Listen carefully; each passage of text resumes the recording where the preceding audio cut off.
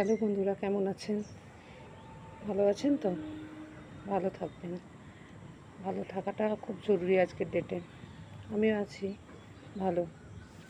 তবে চোখ মুখের যে অবস্থা দেখছেন, এটা অনেকটা ঘুমানোর জন্য।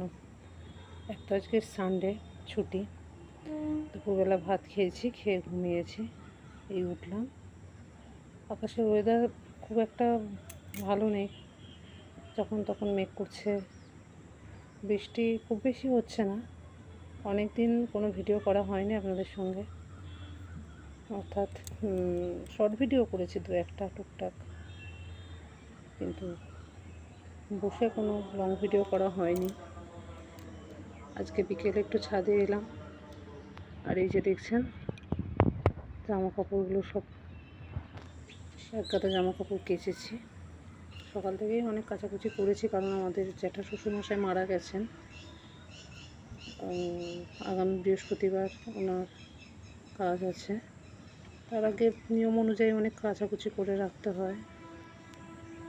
তো রবিবার ছাড়া আমার সময়ও হয় না, সেই জন্য আজকেই এগুলো সেরে ফেললাম বেশ খানিকটা। এখনও এক বালতি বাথরুমে ভিজিয়ে রেখে এসেছি।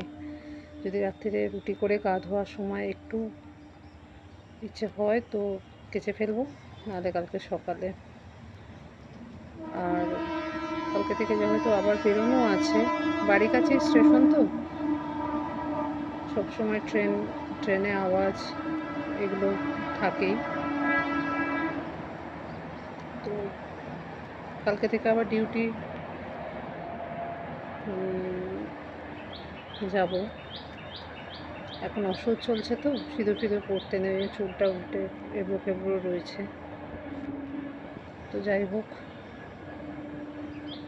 এইভাবেই চলছে প্রত্যেক দিন আর কি। আকাশে এখনও মেঘ করে আছে, সন্ধে হয়ে এলেও আকাশে বেশ ভালো মেঘ করে আছে। ভরসা করে দিতে পারছিলাম না, এগুলো নিচে বারান্দাতেই ছিল জামা কাপড়গুলো মেলা দুপুরবেলায়।